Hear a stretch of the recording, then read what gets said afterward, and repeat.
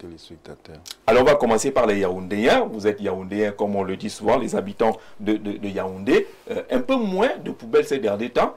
Il se dit que Isaac Ama a reçu un peu de moyens pour le faire. Est-ce que c'est la solution finale?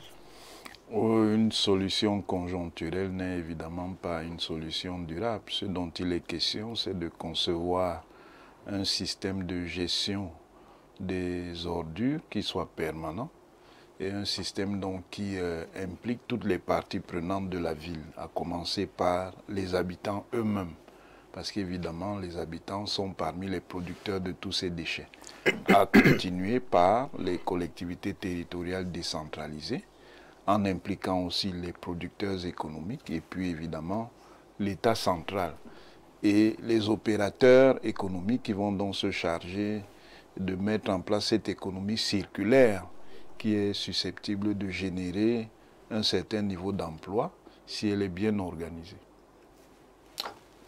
Honorable, Yaoundé est un peu propre maintenant. Quelques moyens, professeur parle d'une réaction conjoncturelle qui n'est pas d'accord avec cela. Ce n'est pas une solution durable. Conjoncturelle et ponctuelle. Et ponctuelle. Oui. On ne va pas gérer les affaires de la cité comme ça. Voilà, il faut une solution durable, holistique, c'est-à-dire qui implique effectivement tout le monde. Et ça me rappelle une chanson de Feu Mokongo Président, parce qu'il y a deux dimensions des ordures à Yaoundé. Il y a les ordures ménagères qu'on voit qui sont dans les poubelles. Et Mokongo Président parlait des autres ordures. Quand les ordures quittent les poubelles, elles entrent dans les cœurs.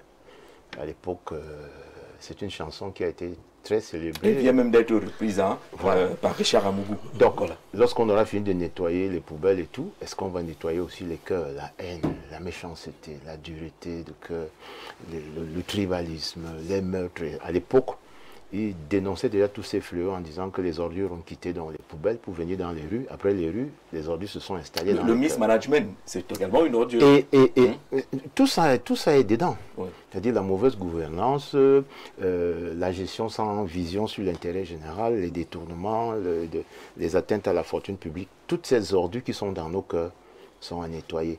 Et vous voyez que la projection de Mokongo Président était bien plus lointaine que le simple ramassage des ordures ménagères. Maintenant, il faut effectivement éduquer les populations à tout ce qui est collecte, tri et ramassage des ordures ménagères. Et le professeur fait bien de rappeler la dimension économique.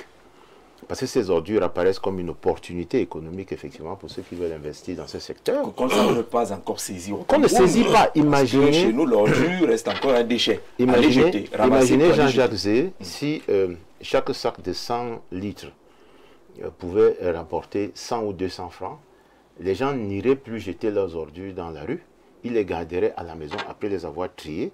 Et l'organisme chargé de collecter viendrait et donnerait à chacun 100 ou 200 francs contre un sac d'ordures, je ne sais pas lesquels, qu'on aurait rassemblé la veille. Et certains quartiers s'organisent même déjà dans ce sens. Parce qu'il y a des jeunes qui s'organisent, ramassent dans les maisons, trient et rangent dans des sacs pour que ces ordures soient transportées vers le point de collecte ou le point de ramassage par ces jeunes qui sont payés par chaque ménage. On a un quartier comme celui du Golfe vers le... Chez nous à TKC, c'est 1500 francs par mois. Par mois. On paye un jeune qui passe. Donc, là. Vous voyez qu'il y a là une opportunité de faire en sorte que ce soit d'abord un métier respectable.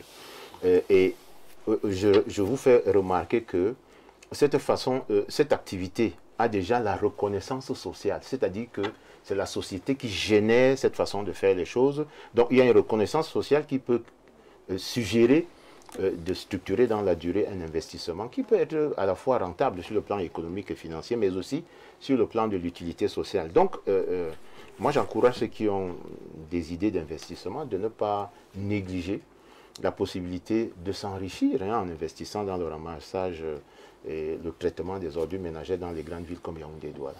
M. Kamdjameni, vous voyagez beaucoup, vous faites le tour de l'Afrique, du monde, vous arrivez dans votre capitale politique, vous trouvez que le sujet le plus partagé, le plus évoqué est une question de ramassage des ordures.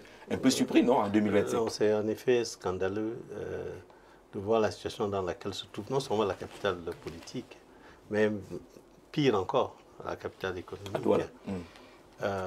Et qui est, à mes yeux, le reflet d'un système de gouvernance qui a absolument dégénéré, Parce que si on n'est même plus capable de collecter des ordures, c'est qu'on est arrivé à un tel point de défaillance que la logique, ce serait la démission. Mais je dois dire... Que ceux qui sont aux affaires démissionnent? Je pense que dans les pays que j'ai visités, des pays africains, parce que je ne me sers jamais de l'Occident comme point de référence, je me sers des pays africains qui sont similaires à nous, où quand il y a une situation extrêmement difficile, d'une manière générale, quelqu'un emporte les conséquences. Or, ici, on baigne dans l'impunité. C'est-à-dire que tout se passe mal, mais personne ne semble être responsable de rien. Et il y a un jeu de ping-pong entre le ministère ou les différents ministères impliqués, la mairie de la ville, les communes d'arrondissement, on se passe la patate chaude. Exactement. Et ça, c'est absolument inacceptable. Je me réjouis cependant de ces états généraux qui sont projetés. Qui sont annoncés, ou les états généraux annoncés par le ministère de l'Habitat. C'est déjà une chose. Je crois que le mal est profond. Et par moment, on doit essayer de tous travailler pour y apporter effectivement une solution. Vous n'avez pas, vous, une solution? Je pense que se retrouver pour trouver une solution multiforme qui va... Sur le Cameroun, a la tradition des états généraux. Hein. Ah, ça, il y en a eu pratiquement dans tous les domaines. Ça, c'est tout à fait vrai. Mais ce qui se passe, c'est qu'avec ces ordures-là, les odeurs que l'on a, je crois que chacun se sent effectivement menacé. Et j'espère que ces états généraux ne seront pas seulement un des nombreux états généraux sans résultat. Alors, quand on parcourt la presse qui traite du dossier relatif aux ordures à Yaoundé, on a quand même l'impression qu'il y a deux camps. Il y a le camp du ministre de développement urbain, il y a le camp du maire de la ville. Il y a une sorte de danse autour des ordures et peut-être l'information, Bléré Onyemec, c'est l'annonce de ces états généraux des ordures. Il faut en arriver là, il faut arriver là.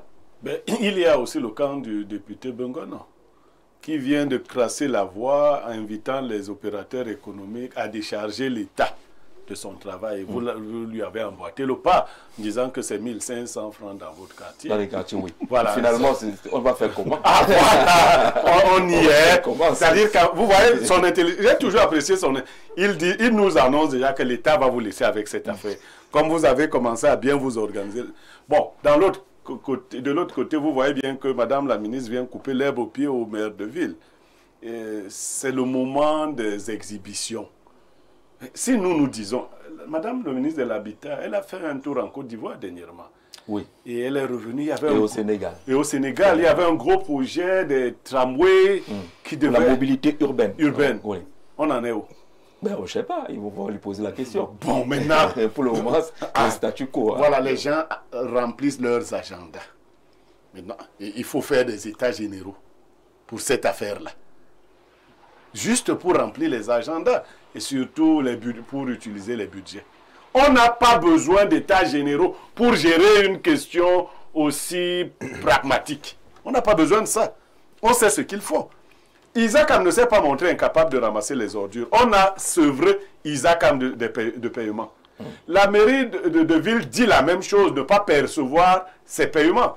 Alors, on a besoin... Isaac a fait plus d'un an sans contrat. Alors, on a besoin, pour régler ces petites questions-là, d'organiser des états généraux. Non, on n'est pas sérieux. Mais comme on est en période préélectorale, et ensuite le RDPC fait feu de tout bois, le RDPC ne peut pas nous donner la CRTV, pour laquelle nous payons, pour avoir la CRTV. On a fini par s'entendre avec Canal+. Nous payons là-bas pour avoir notre CRTV. Maintenant, le député nous annonce intelligemment que cette affaire-là, c'est une réponse ponctuelle. Mais il dit que oui. Non, il a réagi. Il a ajouté quelque chose au propos du professeur. Qui a dit conjoncturel et ponctuel. C'est quelqu'un qui parle très bien. Il vous a dit conjoncturel et ponctuel. Il est comme son père Biya. Donc attendez-vous qu'à par la suite, vous devrez bien gérer cette situation. Chez les gens, Jacques, c'est 1500. Dans mon quartier, c'est 2500. Les Camerounais, moi je leur dis, donc, au lieu de contourner, trouvez des solutions à ce genre de problème. Parce qu'on a un État qui ne s'occupe pas de ce genre de choses. Mais c'est une niche quand même d'investissement. Bien sûr. On peut se spécialiser dans la précollecte. Bien sûr, dans d'autres pays, ça se fait. Oui. En fait, l'État du Cameroun ne sait pas se détacher intelligemment de certaines poches. Il faut qu'il le fasse. il a d'autres choses à faire, même s'il ne fait pas les autres choses qu'il devrait faire. Il faut qu'on se prépare. Il y a plein de quartiers. J'étais avec un cadre de Kamwata dernièrement dans mon quartier et je lui montrais là où Kamwata s'arrête. Vous savez que Kamwata, les gens ne le savent pas, ne dessert pas 1 seul million de Camerounais. Hein. Kamwata, vous voyez tout ce qu'on a comme potentiel au Cameroun. Mais plein de quartiers ne connaissent pas un tuyau. Mais on a trouvé des solutions. Là. Après, à partir de Nkwaban, là, vous n'avez pas Kamwata. Les forages. Voilà, donc on a trouvé. Et bien, lui dort tranquille. Et il est candidat à une autre élection. C'est-à-dire, il ne peut pas nous donner l'eau au Cameroun. Paul Biya ne peut pas nous donner l'eau. On est d'accord? L'électricité la donne par intermittence. Il dort, les gens s'organisent. Peut-être qu'ils vont aller graduellement. On satisfait la ville et la campagne ensuite. 43 ans. Vous faites cette graduation comment? Alors, est-ce qu'il faut finalement, Elibi Lobé, une sorte de plan Marshall pour régler la question des ordures dans notre pays? Non. Tout ce que j'entends, les gens imaginent des choses et tout ça, c'est des fuites en avant que des incompétents et surtout des gens qui ne veulent pas dire la vérité évoquent. Voici la loi 2009/019 du 15 décembre 2009 portant fiscalité locale. Dans son titre 4 des taxes communales, chapitre 1 de la taxe de développement local, article 57, il est institué au profit des communes une taxe communale appelée taxe de développement local, alinéa 2. Cette taxe est perçue en contrepartie des services de base et des prestations rendues aux populations, notamment l'éclairage public, l'assainissement, l'enlèvement des ordures ménagères, le fonctionnement des ambulances, l'adduction d'eau, l'électricité. Le produit de la taxe de développement local est consacré en priorité au financement des infrastructures visées à l'alinéa ci-dessus. L'État a donc mis une contribution que les citoyens doivent donner. Oui. Permettez que je lise cette contribution. Allons-y rapidement. Article 58. Le taux maximal de la taxe de développement local qui sert à collecter les ordures. Les taux maximaux sont pour les employés du secteur public et privé. Salaire de base entre 62 000 et 75 000 francs, 3 000 francs par an. Qu'on demande à Jean-Jacques Zé. Non, si ce n'est pas ça son salaire. Non, je suppose qu'il est payé pour là-bas. Ok, prends un exemple. Il aura son tour. Oui, je suis déjà là, c'est 60 000 quelque chose. Là. Si le salaire est compris entre 62 000 et 75 000 francs, tu payes 3 000 francs par an. Donc 250 francs le mois. Vas-y au jour. C'est des miettes. C'est des miettes. Salaire compris entre 75 000 et 100 000 francs. Tu es déjà là-dedans? Non. Pas encore. 6 000 francs par an. Salaire compris entre 100 000 et 125 000, 9 000 francs par an. Entre 125 000, 1 franc et 150 000, 12 000 francs par an. 150 000 à 200 000, 15 000 francs par an. Ainsi de suite, on finit à salaire supérieur à 500 000, 30 000, honorable. Comme l'honorable. Oui, oui. Voilà. 30 000 francs par an. Honorable. Que le secteur privé et le secteur public doivent collecter sur les salaires payés. Maintenant, ceux qui sont dans les activités économiques assujettis à l'impôt libératoire, si ton impôt est de 30 000 francs, tu payes 7 500 francs par an. Impôt sur entre 30 000 et 60 000, 9 000 francs par an. Entre 60 000 et 100 000, 15 000 francs par an. Entre 100 000 et 150 000, 22 500 francs par an. Entre 150 000 et 200 000, 30 000 francs par an. Entre 200 000 et 300 000, 45 000 francs par an. Supérieur à 500 000 francs, 90 000 francs par an. Au moment où cet argent est collecté,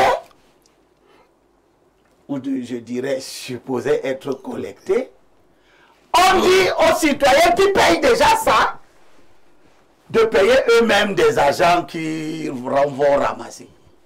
Alors, ou bien vous supprimez la taxe, et à ce moment, les citoyens se débrouillent à faire eux-mêmes. Mais si vous avez cette taxe, 2 fois finalement. Si vous avez cette taxe, vous ne pouvez plus encourager, demander, présenter des situations informelles comme étant le produit d'une ingéniosité. Non, c'est du dysfonctionnement. Le problème de Douala et de Yaoundé, c'est que, premièrement, vous avez des villes extensibles à l'infini. Parce qu'on a autorisé que tout le monde parte de partout pour venir à Yaoundé et à Douala. Vous ne pourrez jamais gérer la question des ordures ménagères, de la salubrité publique dans ce modèle-là. Parce que ce modèle, autant il crée des problèmes à Douala et à Yaoundé, autant il appauvrit la nation tout entière parce que les gens partent des zones de production pour venir traîner à Douala à ne rien faire. Développer des activités qui n'ont aucune valeur ajoutée tout en refusant de payer la taxe de développement local. Alors, il y a les 5 millions de précisions. Vous allez continuer précision sur quelqu'un dit que la loi que vous citez n'est plus en vigueur. Oui. Parce qu'il y a 7 décembre 2024. Oui. Bien que le contenu ne soit pas radicalement différent. Est-ce que la loi... Une deuxième précision. Oui. Attendez, je sais qu'il y a une nouvelle loi. Sur la fiscalité locale de 2024. Qu'on peine même à appliquer. Qu'on peine à appliquer. Jusqu'à tout récemment, le système informatique ne permettait pas de payer les impôts libératoires. Il faut une deuxième précision. Oui, la deuxième précision. Oui, précise avant que je ne continue. La deuxième précision, c'est que depuis 2009, justement, oui, la taxe sur le développement local n'a pas été recouvrée sur les personnes physiques. Oui. Parce que l'impôt sur le revenu des personnes physiques avait été suspendu depuis 2004. Oui. Donc, c'est dans le nouveau système, c'est-à-dire celui de la loi de 24, oui, de 2024, qu'on va donc mettre en œuvre. C'est pour cela que vous avez vu qu'avant l'entrée en vigueur de la nouvelle loi portant fiscalité locale, on a tenu à réactiver la déclaration de l'impôt sur le revenu des personnes physiques et des particuliers. C'est la précision que je voulais apporter. Mais sinon, la taxe de développement local existe, mais elle n'a jamais été en réalité mise en œuvre pour la raison que je viens d'expliquer. Bon, tout le monde a donc compris la défaillance de celui qui a mis la taxe de développement local en place. Est-ce que c'est sa première défaillance? Et puis, je ne sais pas qu'est-ce que ces précisions ont apporté. Si, elle apporte quelque chose. Non, attends, tu as déjà parlé. La taxe de développement local n'est pas indexée sur le revenu des personnes physiques et enfin, elle n'est pas indexée sur une autre taxe. Non, elle est indexée sur le salaire. Voilà, elle est indexée sur le salaire. Si tu ne déclares pas ton salaire, on ne peut pas la recouvrir. Donc les fonctionnaires, les 180 000 fonctionnaires ne déclarent pas leur salaire? Non, non, attendez, Limbi Lobe. On est tous égaux devant l'impôt. On ne peut pas prélever sur les fonctionnaires, alors que certains... Non, je ne dis pas de prélever seulement sur les fonctionnaires. On t'a dit, la taxe, la loi elle-même, non, attends, moi, je suis d'accord avec toi. Non, tu n'es pas d'accord avec moi. Je donne un détail que je ne prends pas en compte. Tu donnes l'impression à ceux qui nous regardent que la taxe est effectivement collectée. Mais attendez, non, elle est même collectée. Moi, je l'ai payée plusieurs fois. Oh là là. Moi, je l'ai payée plusieurs fois.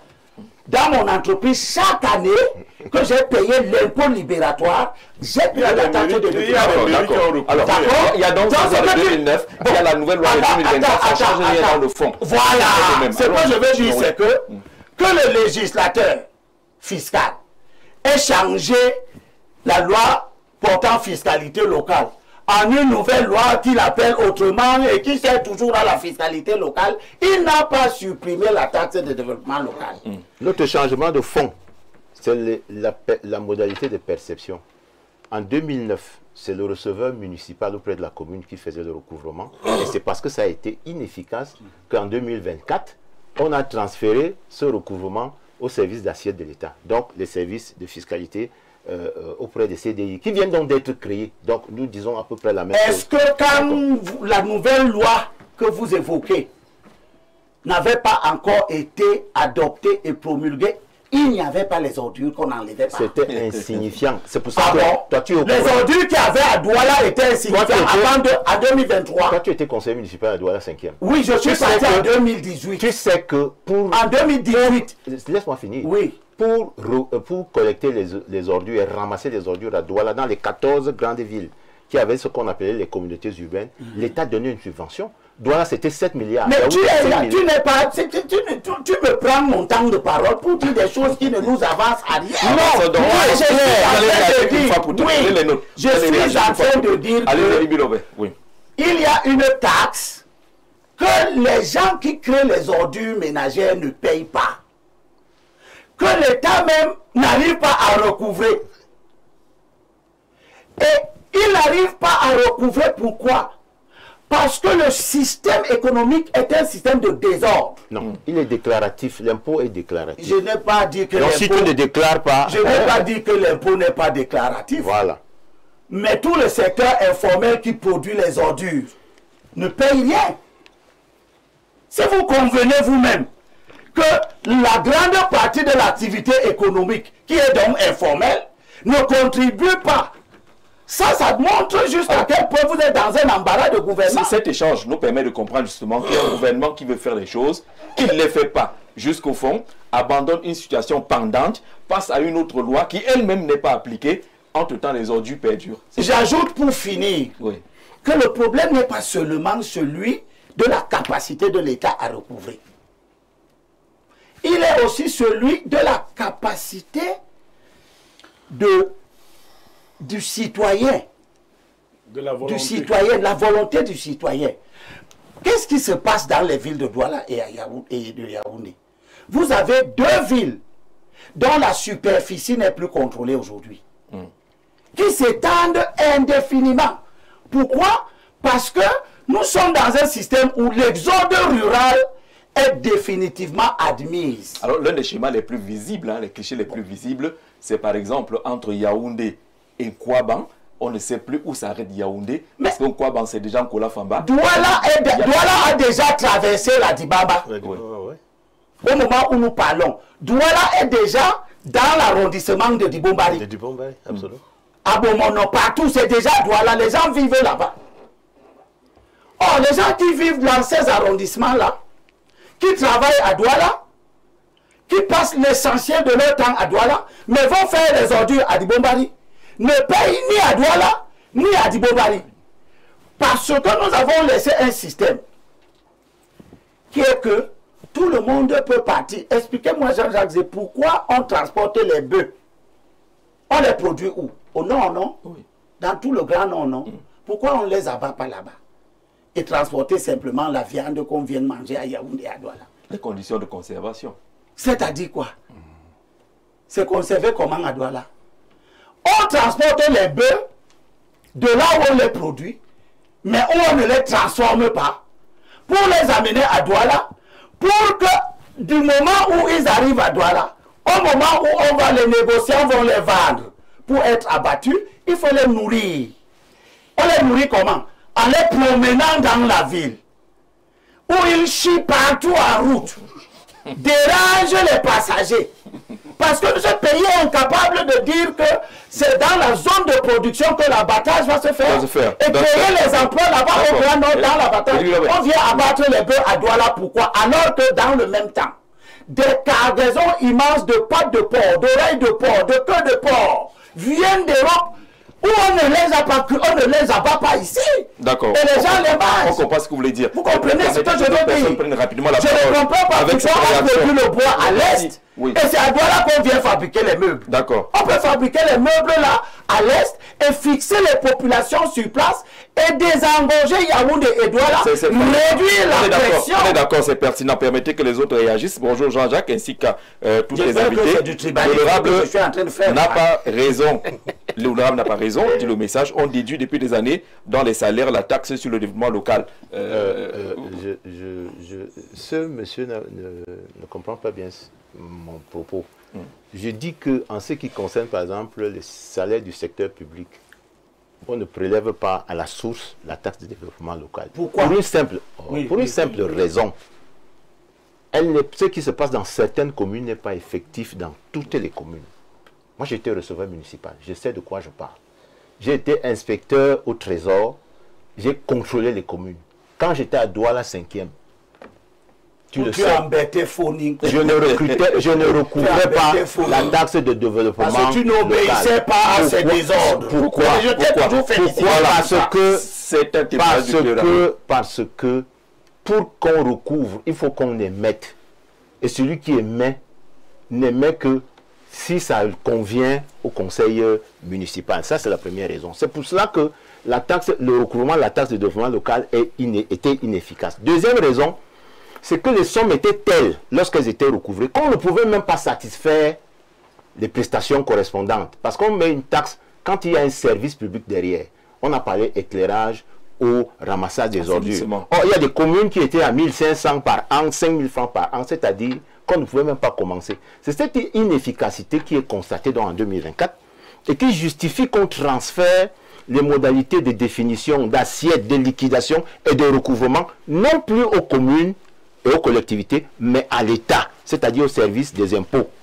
Parce que pendant la même période, les impôts ont recouvré bien plus dans les mêmes matières que les services des collectivités territoriales décentralisées. Donc, il y a certains qui sont allés dans cette direction, d'autres n'y sont pas allés. Maintenant, en ce qui concerne le secteur privé, il faut dire que le secteur privé était paralysé par le fait que l'État lui-même, qui a mis la loi, ne faisait pas les prélèvements directs. Donc, il y avait une sorte, j'allais dire, en 2004, on a mis une pause sur la déclaration des revenus des personnes physiques. Ce qui signifie que cette taxe n'était plus tout à fait obligatoire en ce qui concerne son émission et son recouvrement. Ça a été relancé donc. C'est pour cela qu'on a demandé 20 ans plus tard. Que tout le monde, du secteur privé, du secteur public, que tout le monde aille donc, même ceux qui subissent des prélèvements à la source, aillent d'abord déclarer leurs revenus pour que les recouvrements puissent se faire facilement. Donc voilà mon propos. Alors cette taxe est collectée chez les fonctionnaires depuis janvier 2025. Enfin, voilà. On apprend encore... que janvier 2025 uniquement, alors qu'elle existe depuis 2009. Alors ce que Limbi Lobe dit là est pertinent. Les bœufs perturbent la circulation ici à Yaoundé. Il y a une taxe sur la transhumance. Ça n'a rien à voir. Moi je te parle de... Est-ce que la collecte de cette taxe-là aurait changé quelque chose lorsqu'on vous écoute les uns et les autres, professeurs, en écoutant les uns et les autres? Est-ce qu'on a l'impression que la solution, c'est collecter effectivement cette taxe-là pour permettre à ce que les services attendus soient gérés? Bon, c'est peut-être un aspect des solutions, mais ce n'est pas le seul. Je crois que ce qui est le plus important, c'est la structuration de l'économie circulaire qui permet de prendre en charge la gestion des déchets avec plusieurs pans. Il y a des déchets qui sont des déchets alimentaires, dont il faut trouver les moyens de les valoriser tant que ces aliments-là ne sont pas décomposés. Il y a, au-delà de la question de la valorisation alimentaire, il y a la valorisation énergétique. Parce qu'avec les déchets, on peut fabriquer du biogaz, on peut faire de l'électricité. Il y a la valorisation biochimique, parce que les déchets, évidemment, sont un réservoir biochimique. Et dans ce réservoir biochimique, on peut prélever des molécules qui sont génératrices de valeur ajoutée, qui peuvent être utilisées pour l'industrie pharmaceutique, pour l'industrie cosmétique, pour l'industrie alimentaire. Il y a la valorisation environnementale. En réalité, c'est la structuration de l'économie circulaire au niveau local, qui est un aspect du développement décentralisé.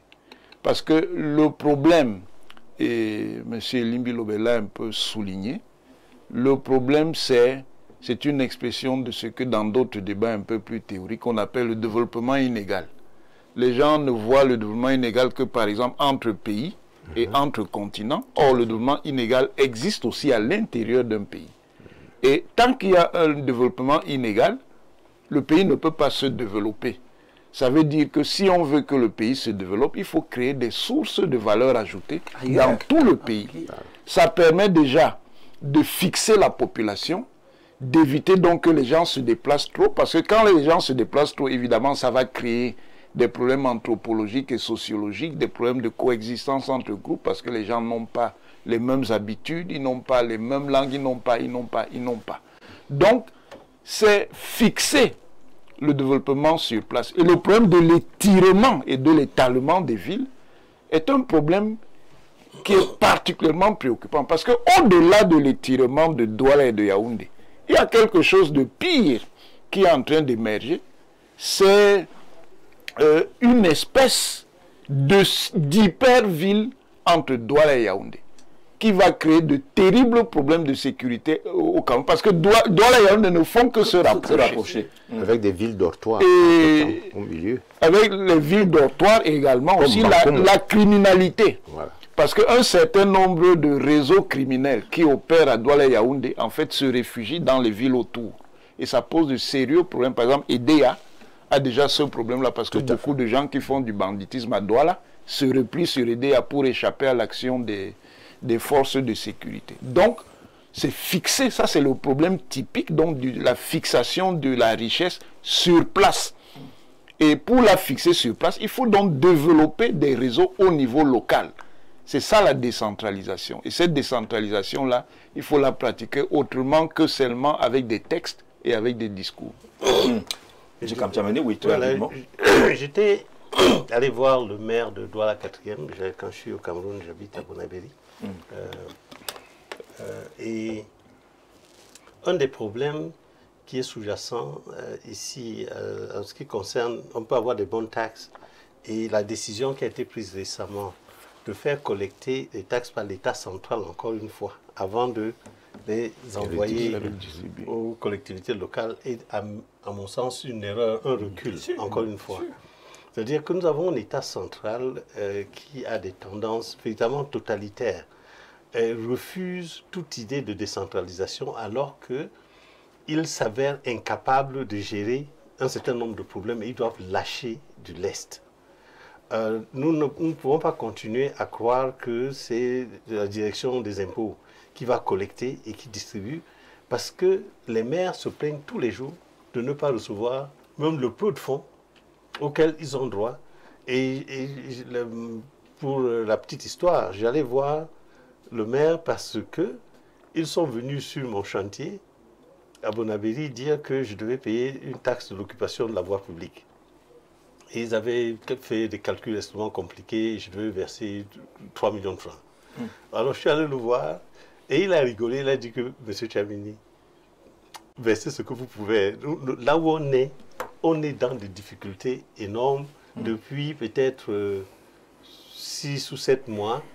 L'État ne nous a pas reversé, enfin tous les trimestres ils doivent nous reverser quelque chose, je crois que ça fait 2 trimestres qu'ils n'ont pas reversé, des choses comme ça.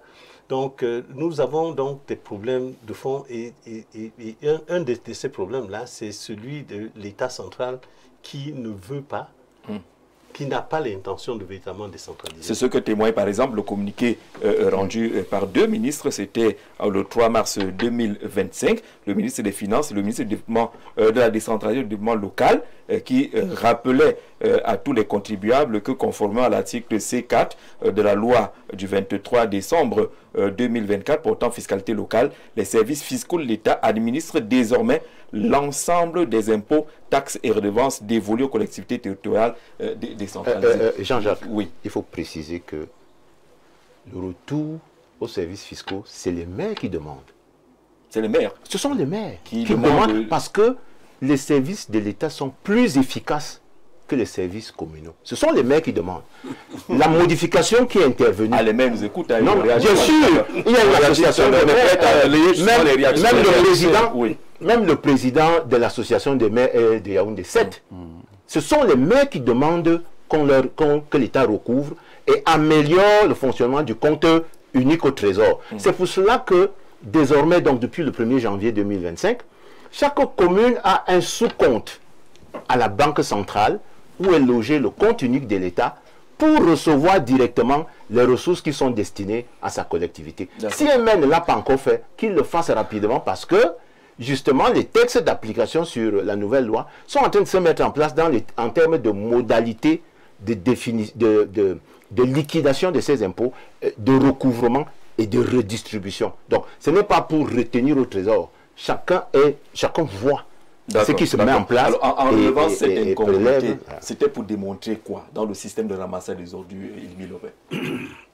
C'était pour démontrer que le problème n'est pas simplement un problème de la disponibilité des ressources.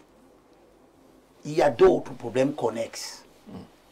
Cette fausse disposition de la Constitution que les gens interprètent comme la liberté de pratiquer l'exode rural. Tant qu'on aura la liberté de quitter sa région de rattachement, là où il y a un potentiel économique que parfois on ne connaît pas, que parfois on ne sait pas transformer, exploiter, mettre en œuvre, créer de la valeur ajoutée sur place, on va se déplacer sous l'effet du mirage de la ville. Et quand on va aller à Douala et à Yaoundé, c'est pour ne pas être contribuable. Mais c'est pour créer quand même des ordures. C'est pour créer des désordres de toutes sortes. L'État voit ça se faire, il laisse faire. Mais je reviens sur ce que je viens d'entendre. On dit que ce sont les maires qui demandent que la décentralisation soit poignardée. Non, elle n'est pas poignardée. Non, mais tu ne peux pas tout le temps couper tout le monde, honorable. C'est la subsidiarité. Non, ce n'est pas la subsidiarité. Non, non, ouais, non. Non. Les impôts locaux ont été justement conçus pour permettre aux collectivités territoriales de recouvrer elles-mêmes leur argent et de l'utiliser. Des maires incompétents. J'ai été conseiller municipal, j'ai vu les maires incompétents. Ils sont les plus nombreux. Ils sont même davantage incompétents. Que je vous montre les toilettes.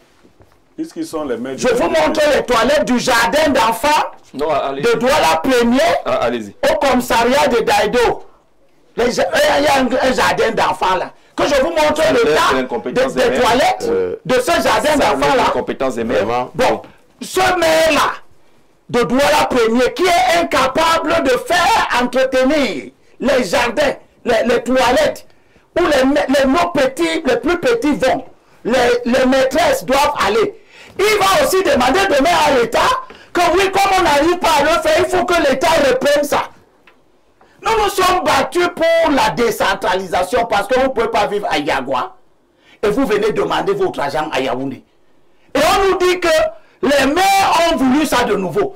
Tout simplement parce que ils sont incompétents. C'est faux. Jean-Jacques. Il y a 374 communes. Vous mettez pause. Tu parles de Douala. Tu connais en dehors des 14 villes qui ont été des communautés urbaines, combien de villes peux-tu citer qui peuvent liquider la taxe de développement local? Qu'est-ce qu'il y a de si difficile? Monsieur Jean-Jacques, on a parlé tout à l'heure. Tu as posé la question de chambre illégale. Vous savez, tu vois souvent comment tu es en train de fonctionner. Jean-Jacques, oui, Jean-Jacques, qu'on définit par des outils. Je vous parle des communes qui ont des tailles différentes. Il y a des communes de 5 000, 10 000 habitants. Il y a des communes qui n'ont même pas un seul établissement privé de commerce.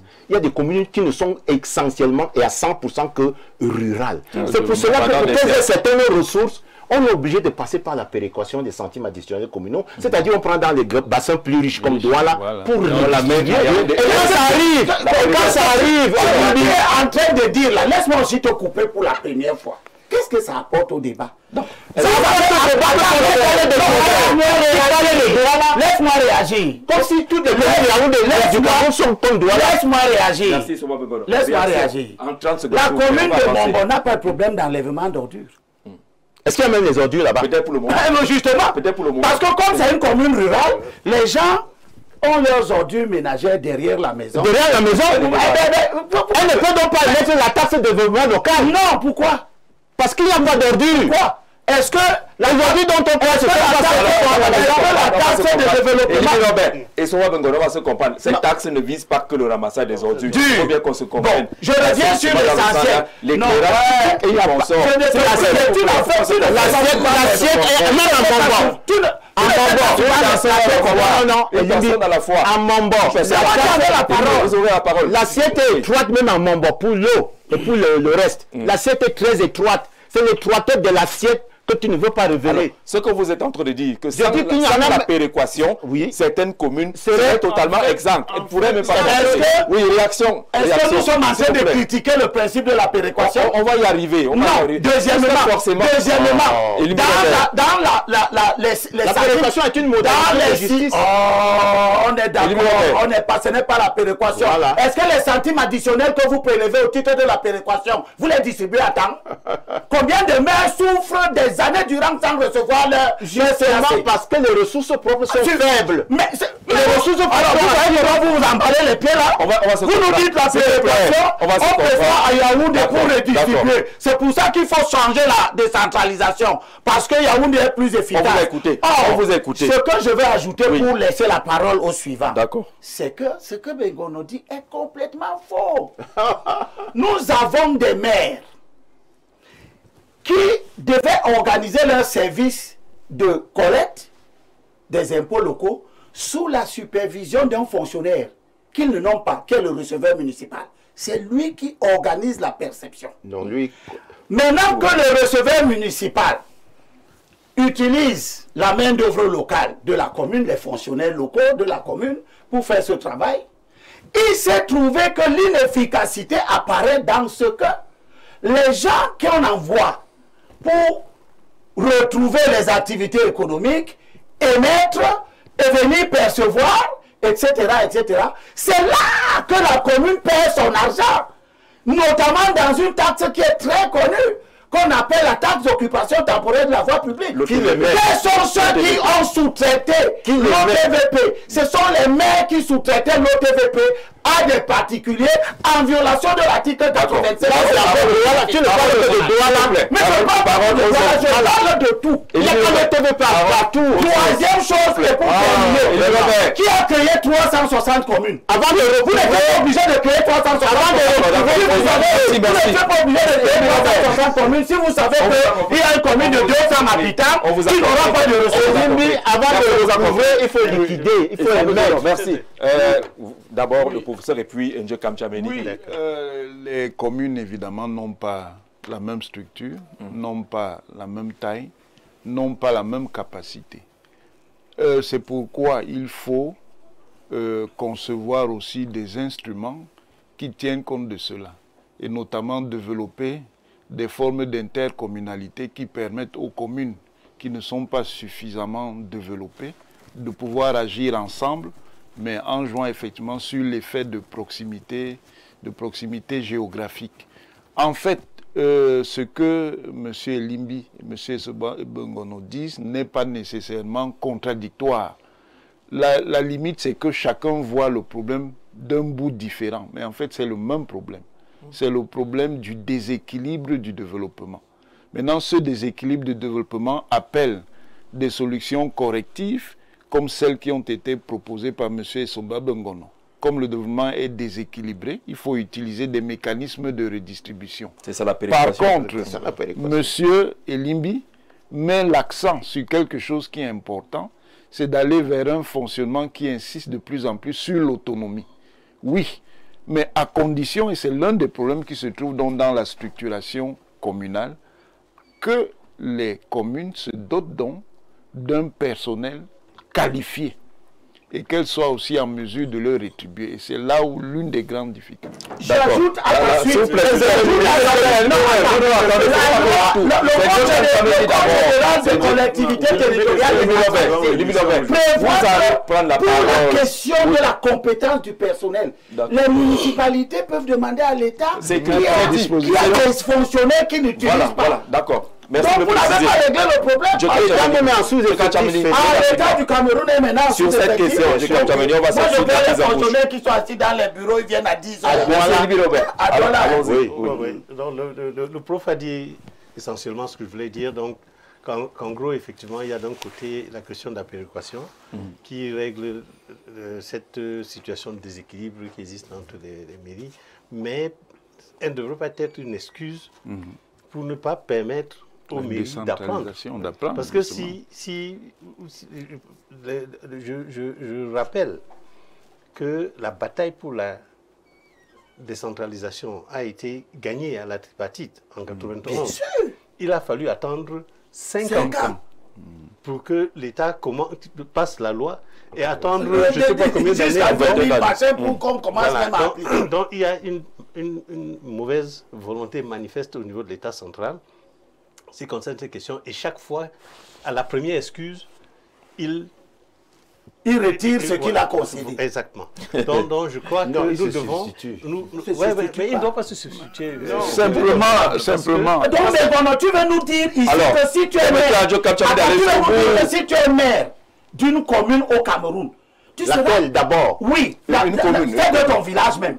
Ton village c'est où? Mon village n'a même pas d'assiette. Oui. Pour mettre les taxes. Tu sais pourquoi? Tu sais pourquoi? Alors vous avez pris la parole. Vous avez créé un système où qui est en train de parler. Les agriculteurs ne sont pas des contributeurs. D'accord. Tous ceux qui cultivent à Boumiébel, qui cultivent les bananes, et Dieu sait que la zone produit, ils ne payent aucun. D'accord, on a compris cela. Parce qu'ils ne déclarent pas. Est-ce qu'on peut avancer? Non, je ne suis pas contre la déclaration.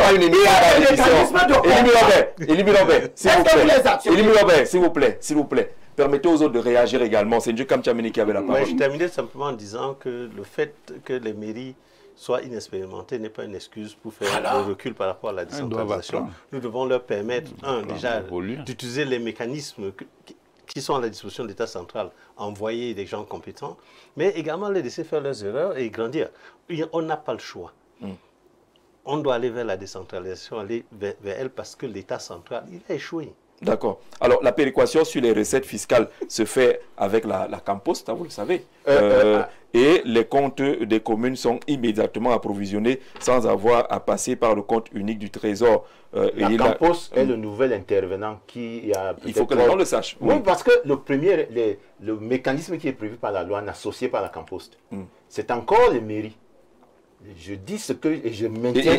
Et là, le téléspectateur qui est issu de près les affaires de santé, il ajoute qu'une étude menée par la Direction générale des impôts a indiqué que 72% des acteurs sondés ont estimé que les services de l'État seraient plus efficaces en matière de collecte. C'est eux qui ont demandé. L'État ne s'impliquait plus dans ces choses. Et je vous dis, c'est d'une inefficacité affligeante. C'est-à-dire qu'il y a des communes qui n'arrivent pas à décoller, parce qu'ils n'arrivent même pas à capter les autres ressources que l'État met à leur disposition dans divers guichets, parce qu'ils n'ont même pas le minimum pour fonctionner. Limbi, quand tu parles de Douala, moi je parlais des communes au Cameroun. Et je vous dis que il est dans les principes, l'idéal. Relève les difficultés. Moi je relève deux principes que l'État a utilisés pour rentrer dans les modalités en termes d'efficacité.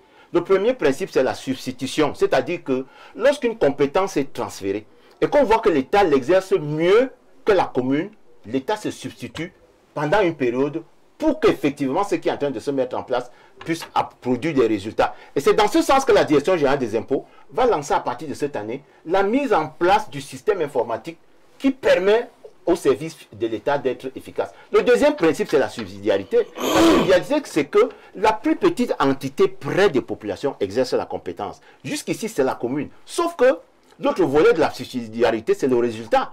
Mais la plus petite entité auprès des populations, pour donner l'eau, pour donner les routes, pour donner ce dont on parle, ce n'est plus la commune parce qu'elle n'a même pas le service minimum qui lui permet d'aller vers ces difficultés. D'accord, le procès est donc fait à qui? Si on arrive à cette situation... Tu prends ça comme un procès? Non, je pose juste une question. Je dis que si. Finalement, à qui la faute? Si on se rend compte que, après la mise en place de la décentralisation, moi je ne cherche pas la faute. La faute ne nous avance pas. Je cherche celui qui peut satisfaire au mieux les besoins des populations. Pour le moment, je vous dis que les services d'assiette de l'État sont plus efficaces dans ce domaine. Dernière réaction, parce qu'on va sortir de ce sujet de mise en bouche, finalement très appétissant. Le RDPC a les atavismes du parti unique et plus encore de l'État hyper centralisé. Mais on est au niveau des communes. Pendant qu'on y est, parlons des régions. Pourquoi la péréquation ne se gérerait même pas déjà au niveau régional? L'État qui aurait tous ces moyens-là, on ne voit pas son efficacité non plus. Cet État-là pourrait, s'il avait la volonté, commencer à lâcher. Ses compétences, il ne les lâche pas suffisamment. Il n'y a pas que cette assiette-là dont les communes pourraient bénéficier. On a lâché ça.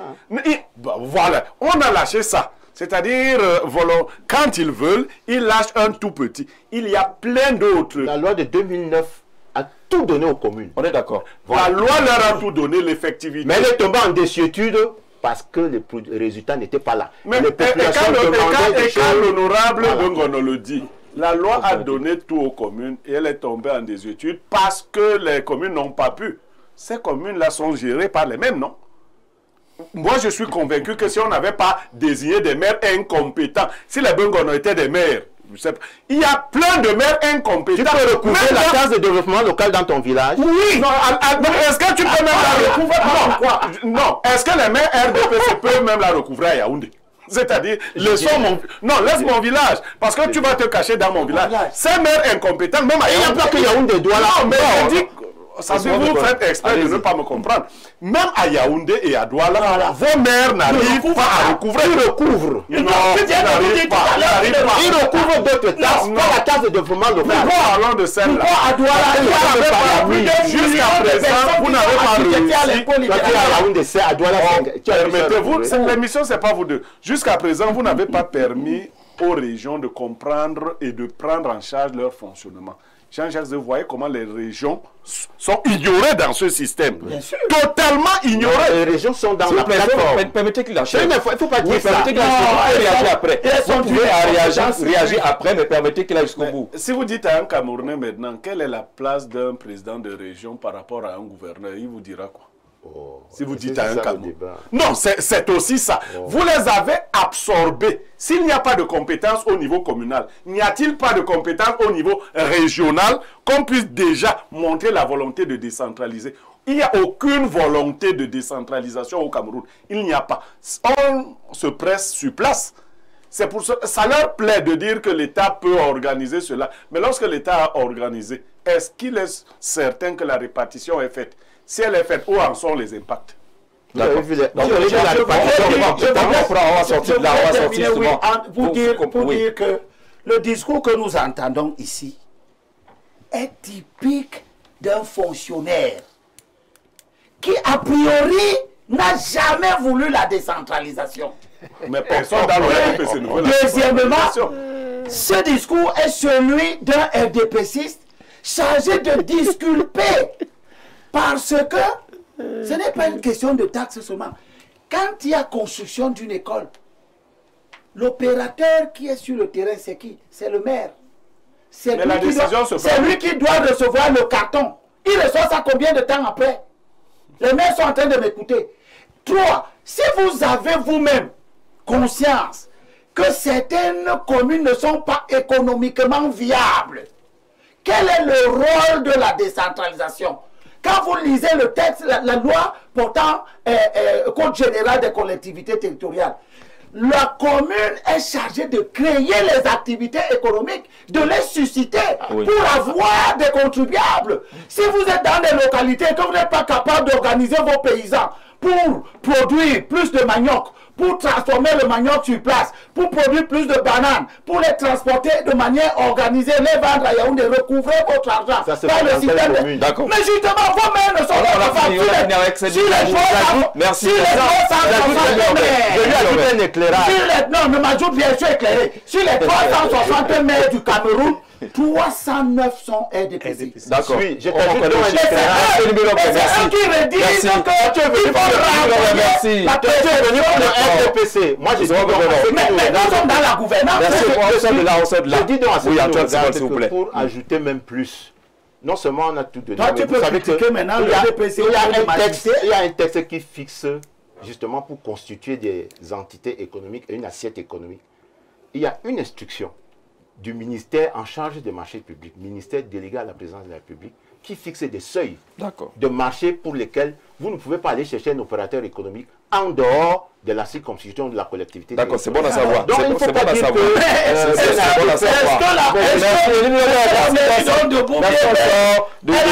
organisé ces paysans de mise en bouche. En tant que président du comité de suivi du budget d'investissement public, je me porte en faux avec tes déclarations Comme sur... quoi? J'espère que sur Les cartons viennent. Élie Robert, on a fini. ça. On va finir, on prend une respiration et puis on enchaîne avec le thème central. La mise en bouche a plutôt été assez appétissante au point où... Il ne parle pas au prochain Il point. parle pas au prochain. Non, il parle pas. On fait une respiration.